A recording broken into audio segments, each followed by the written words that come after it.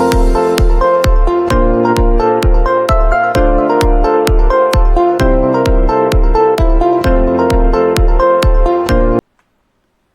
Friends, welcome to our channel do practice.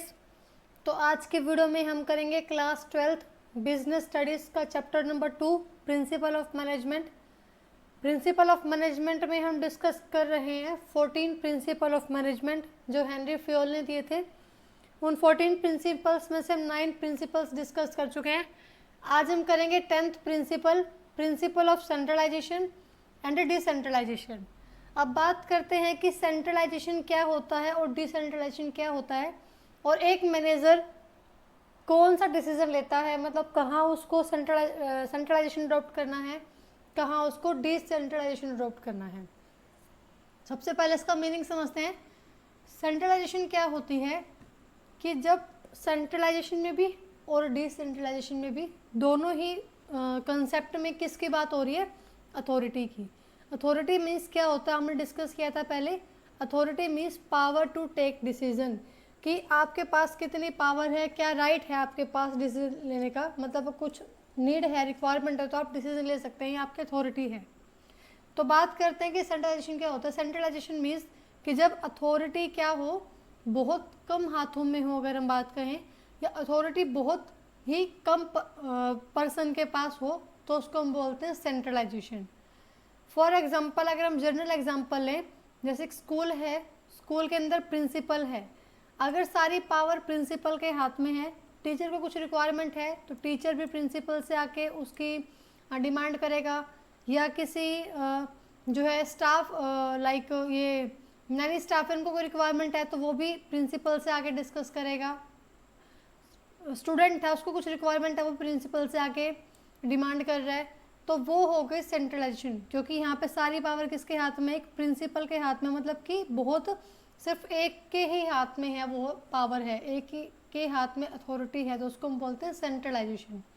अगर हम एक कंपनी का एग्जांपल लें तो कंपनी का एग्जांपल क्या हो सकता है, centralisation means concentration of authority at the top level of management.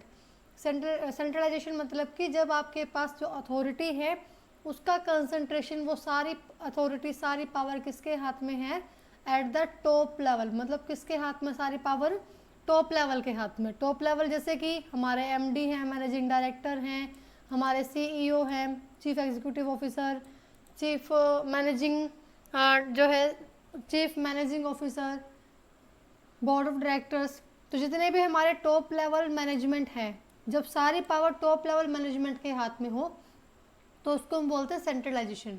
सारी पावर टॉप लेवल के हाथ में है। कुछ रिक्वायरमेंट वर्कर को है तो वो भी टॉप लेवल से आगे बात करेगा।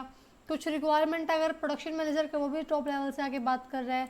कुछ रिक्वायरमेंट, कोई भी रिक्वायरमेंट अगर फाइनेंस मैनेजर को कि मेरे को पैसा चाहिए, ठीक है, तो वो भी किससे आगे बात कर रहा है, टॉप लेवल से आगे बात कर रहा है। कोई सेल जो मैनेजर है उसको सेल की क्या पॉलिसी अडोप्ट करनी है, कैसे क्या काम करना है, वो भी किससे आगे बात कर रहा है, टॉप लेवल से आगे बात कर रहा है, क्योंकि सारी पावर किसके हाथ में है, टॉप लेवल के हाथ में।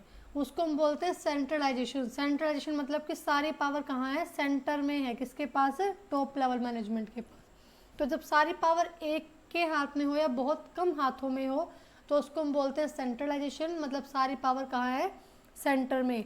मिडिल लेवल मैनेजमेंट को रिक्वायरमेंट है तो वो भी किससे बात कर रहा है, टॉप लेवल से। और हमारे लोअर लेवल मैनेजमेंट, फोरमैन है, सुपरवाइजर है, उनको कुछ रिक्वायरमेंट हो भी किससे डिमांड कर रहे हैं, टॉप लेवल से।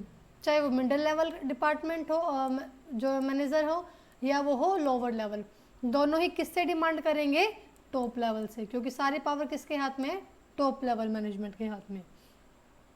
अब बात करते हैं कि डिसेंट्रलाइजेशन क्या होता है।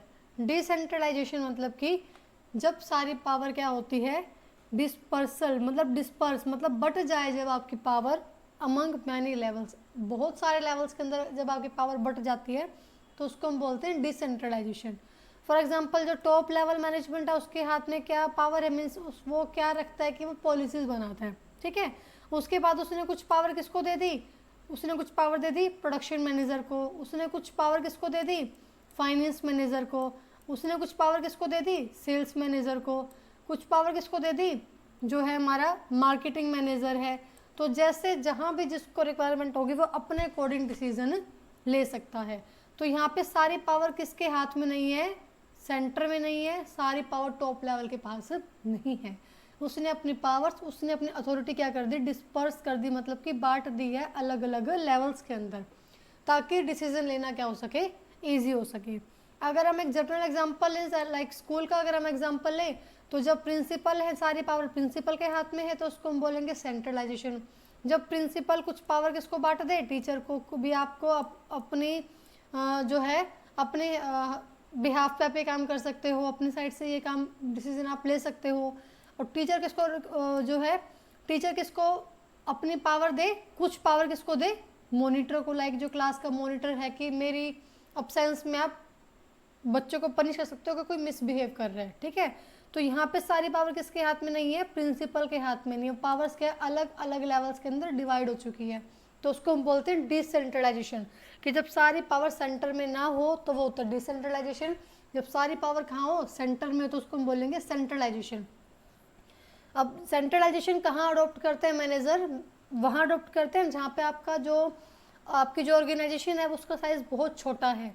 अब देखो हमारा बिजनेस है वही 50 लोगों को है, तुम किस किस को अपनी पावर्स डिवाइड करते फिरेंगे, वहाँ पे एक ही के हाथ में पावर होगी, अच्छा है, ताकि वो अपना डिसीजन ले सके, ठीक है।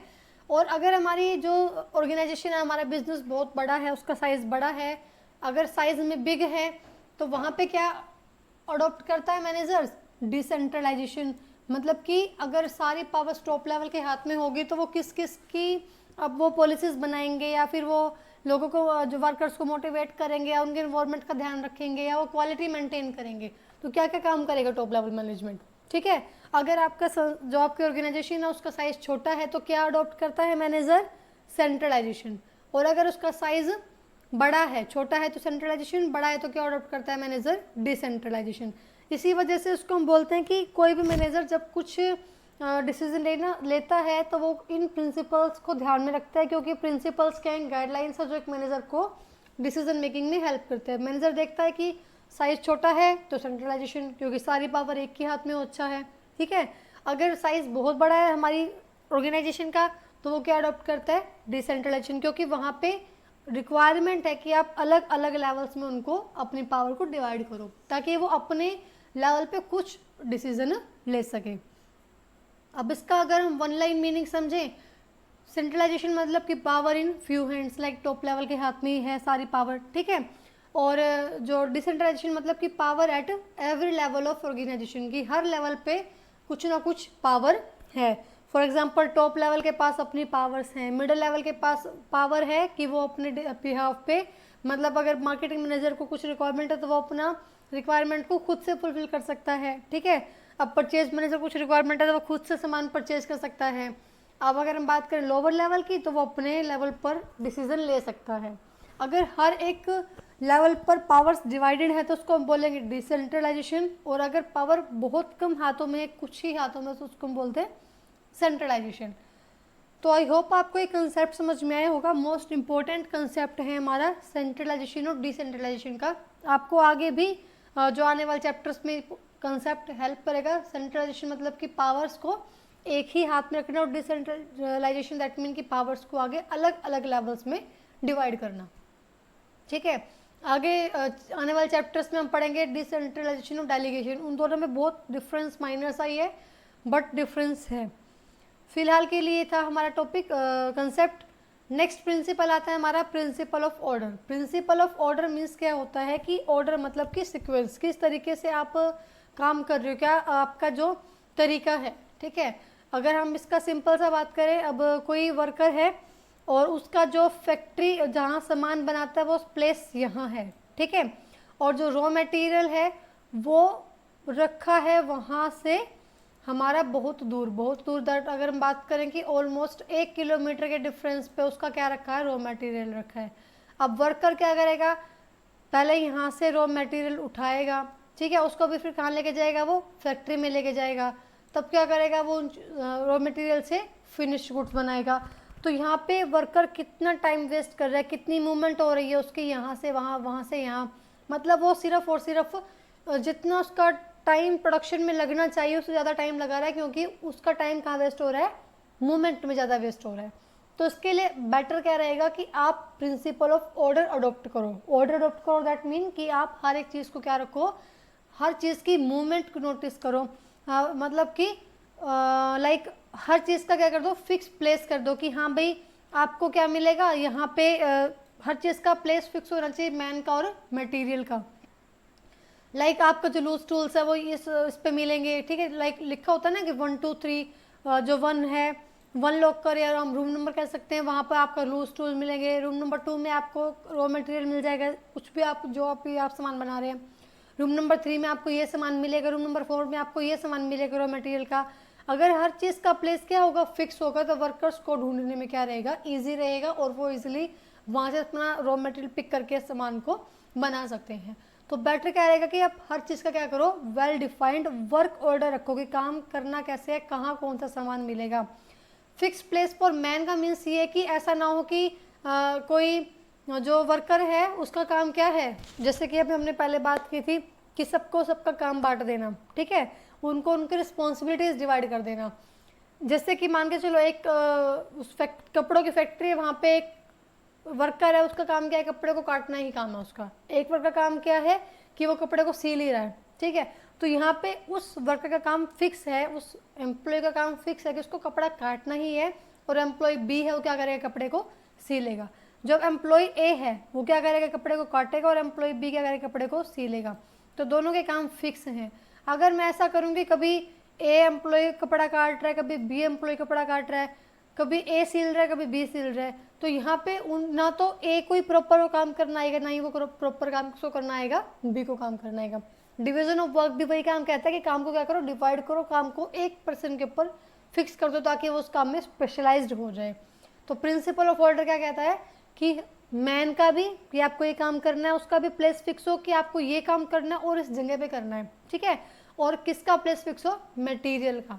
बेनिफिट क्या मिलेगा इससे कि एक तो हर एक प्लेस, हर चीज़ का प्लेस क्या होना चाहिए, फिक्स्ड होना चाहिए। Everyone should be in its place, हर एक चीज़ का प्लेस क्या हो, उसी के प्लेस पे हो। बेनिफिट क्या मिलेगा कि ना तो टाइम वेस्ट होगा कि भाई ढूंढने में कि लूज टूल कौन सा रूम नंबर में है, ये वाला मटेरियल कहाँ रखा है, ये वाला मटेरियल कहाँ रखा है, और क्या सेव होगी, हमारी एनर्जी भी सेव होगी। तो बेटर है कि आप हर चीज़ का प्लेस फिक्स कर दो। ये मैनेजर को हेल्प करता है उनका प्लेस फिक्स करवाने में, उन मैन का और मटेरियल का, ये वाला प्रिंसिपल। अगर ये वाला प्रिंसिपल ना हो तो सब कुछ क्या रहेगा, बिखरा बिखरा रहेगा। अगर हम घर की बात करें, घर में भी क्या होता है, हमारा हर चीज़ का प्लेस फिक्स होता है कि हाँ भाई यहाँ चेयर है या टेबल है, ये सामान उस अलमीरा में जाएगा, ये सामान उस अलमीरा में जाएगा, तभी आपको ढूंढने में ईजी रहता है कि हाँ यहाँ से वो सामान पिक करना है।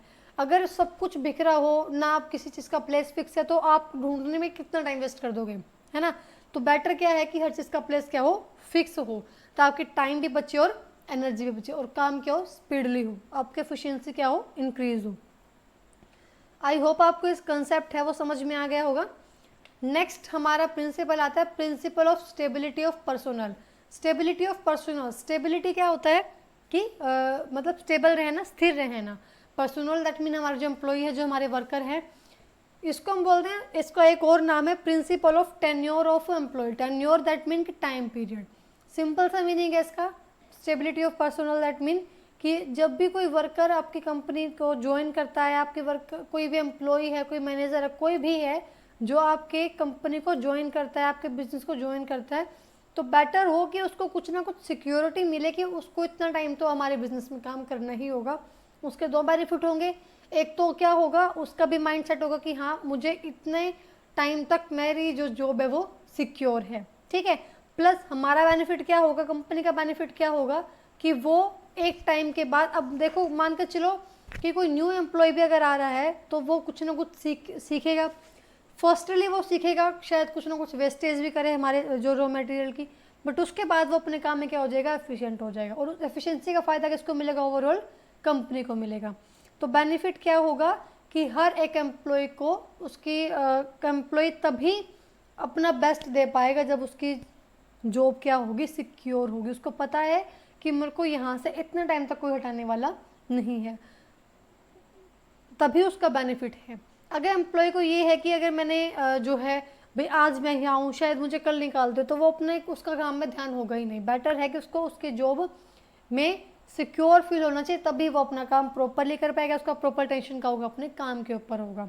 ठीक है, इसका अगर हम वन वर्ड मीनिंग समझे तो नो फ्रिक्वेंट टर्मिनेशन, बार बार टर्मिनेशन नहीं होगा एम्प्लॉय का, और ना ही हम बार बार उसको ट्रांसफर करेंगे। आपका क्या था, स्टेबिलिटी ऑफ पर्सनल या फिर tenure of personal and employ. अगर मैं उसका एग्जांपल दूं, एग्जांपल क्या हो सकता है इसका, कि एक कंपनी थी, कंपनी में कोई भी एक न्यू एम्प्लॉय आया, और उस न्यू एम्प्लॉय आया ए नाम का, मान के चलो ए नाम का कोई न्यू एम्प्लॉय आया है कंपनी के अंदर, और कंपनी ने 1 साल तक उसको रखा। ठीक, अब कंपनी ने इस ए एम्प्लॉय को प्रॉपर ट्रेनिंग दी, हर एक चीज़ सिखाई और मतलब कि जहाँ उसको नीड थी वहाँ उसको ट्रेनिंग दी। ठीक है, 1 साल तक। जब उस एम्प्लॉय से कंपनी को बेनिफिट मिलने लगा, बेनिफिट मीन्स जब वो अपने काम में स्पेशलाइज्ड हो गया, उसको काम अच्छे से करना आ गया, वो ट्रेंड है और हर चीज़ को बहुत एफिशिएंसी से कर सकता है और इफेक्टिव तरीके से कर सकता है, तब कंपनी ने उसको क्या किया, टर्मिनेट कर दिया, तब कंपनी उसको निकाल दिया। तो क्या कंपनी यहाँ पे सही कर रही है? नहीं, नुकसान किसको है, कंपनी को, क्योंकि कंपनी ने उस एम्प्लॉय के ऊपर अपनी ट्रेनिंग प्रॉपर जो है ट्रेंड उसको किया हुआ है, उससे बेनिफिट मिलना स्टार्ट हुआ तो कंपनी ने उसे निकाल दिया। तो ये स्टेबिलिटी ऑफ पर्सनल का फ़ायदा तभी है जब कंपनी उसको भी सिक्योर फील कराए, ए एम्प्लॉय को भी, और साथ साथ कंपनी उससे बेनिफिट भी ले। जैसे मैंने आपको बताया कि कोई न्यू एम्प्लॉय भी आ रहा है तो उसको आप प्रॉपर ट्रेंड कर रहे हो, उसके बाद बेनिफिट मिलने के टाइम पे आप उसको निकाल रहे हो, तो उसका फ़ायदा क्या हुआ? ठीक है, तो उन दोनों का फ़ायदा तभी है, कंपनी का फ़ायदा तब जब उससे बेनिफिट ले रहे हो, और एम्प्लॉय कब अच्छे से काम कर पाएगा, जब उसे पता है कि मैं एटलीस्ट इतने टाइम तक तो यहाँ हूँ, तो उसका काम ध्यान कहाँ रहेगा, प्रॉपर काम के ऊपर रहने वाला है। नेक्स्ट हमारा प्रिंसिपल आता है प्रिंसिपल ऑफ इनिशिएटिव। इनिशिएटिव मतलब क्या होता है कि पहल करना। ठीक है, पहल करना, दैट मीन कि प्रिंसिपल ऑफ इनिशिएटिव क्या कहता है कि आपका जो बिजनेस है वहाँ पे बहुत सारे एम्प्लॉयज़ ऐसे हैं जो न्यू हैं, बहुत सारे एम्प्लॉयज़ ऐसे होंगे जो एक्सपीरियंसड आए होंगे कहीं ना कहीं से। ठीक है, तो मैनेजमेंट को क्या करना चाहिए, जो एम्प्लॉयज़ हमारी कंपनी के अंदर है उनको मोटिवेट करे, उनका मोरल इंक्रीज करे कि वो जो भी उनको सजेशन है, अब मान के चलो कंपनी कोई जो है डिसीजन लेने वाली है, कोई बड़ा सा डिसीजन लेने वाली है कि मेरे को सेल इंक्रीज करनी है, ऐसा कंपनी चाहती है कि मेरे को अपनी 10 करोड़ से सेल इंक्रीज करनी है। ठीक है, अब सेल इंक्रीज करनी कैसे है, वो पॉलिसीज बना रही है उन चीज़ों के लिए। तो यहाँ पे कंपनी क्या कर दी है, सभी जो उसके एम्प्लॉयज़ हैं, जो उसके मैनेजर्स हैं, मिडिल लेवल डिपार्टमेंट जो है, उन सभी से वो क्या करती है, सुजेशंस लेती है, उन सभी से आइडियाज़ पूछती है कि क्या क्या आइडियाज़ होने चाहिए, किस आइडिया से, किन तरीक़ों से हम अपनी इस टारगेट को अचीव कर सकते हैं। तो ये होता है principle of initiative. Initiative that mean कि जो आपके एम्प्लॉयज़ हैं उनको इनिशिएटिव दो, उनको पहल दो, उनकी पहल करो कि आप जो भी वो सुजेस्ट करने वाले हैं, कोई नई आइडिया, कोई नई पॉलिसी, कोई नया एक्सपीरियंस, कुछ भी वो आपके साथ शेयर करें। अगर वो 10 शेयर करेंगे तो उनमें से 1-2 कुछ ना कुछ तो आपको बेनिफिट उनसे मिलेगा ही मिलेगा। ठीक है, तो इनिशिएटिव दैट मीन कि पहल करना, मैनेजर को पहल करनी चाहिए कि वो अपने वर्कर से, जो अपने एम्प्लॉयज़, उनसे भी आइडियाज़, उनसे भी कुछ ना कुछ नई एक्सपीरियंस ले। अब कोई ना कोई नया एम्प्लॉय है, वो आपको कोई ना कोई नया आइडिया देगा, कुछ ना कुछ नई बात बताएगा। ठीक है, और जो एक्सपीरियंस आए होंगे वो अपने एक्सपीरियंस से आपको कुछ ना कुछ आइडिया, कुछ ना कुछ जो है बात ज़रूर बताएंगे जिससे आपको हेल्प मिलेगी। इनिशिएटिव दैट मीन कि अपने एम्प्लॉयज़ के आइडियाज़ को भी क्या करो, आप उनको प्रेफरेंस दो, उनको इनिशिएटिव दो कि वो भी अपनी चीज़ों को, अपनी बातों को आपके सामने रख सकें, ताकि वो भी क्या हो, मोटिवेट हो। अगर मान के चलो कि आप भी किसी कंपनी के अंदर काम कर रहे हो और आपके अंदर क्रिएटिविटी है, कुछ है, कोई आइडिया है, बट कोई आपके सुन नहीं रहा, तो क्या आप मोटिवेट होगे काम करने के लिए? नहीं। आप मोटिवेट तभी होंगे जब आपके सजेशंस को, आपके आइडियाज़ को, आपकी क्रिएटिविटी को क्या दी जाएगी, एक मतलब आपकी सुनी जाएगी, आपकी बातों को आगे रखा जाएगा, तभी आप काम करने के लिए क्या होंगे, मोटिवेट होंगे। तो उनका मोटिवेशन इंक्रीज़ करने के लिए, उनका मोरल इंक्रीज़ करने के लिए कंपनी को, मैनेजर्स को क्या करना चाहिए, उनके आइडियाज़, उनकी क्रिएटिविटी, उनके एक्सपीरियंस को आगे लेके आना चाहिए। नेक्स्ट और लास्ट प्रिंसिपल आता है हमारा principle of Spirit the group. इसका सिंपल सा मीनिंग आता है टीम स्पिरिट, टीम वर्क।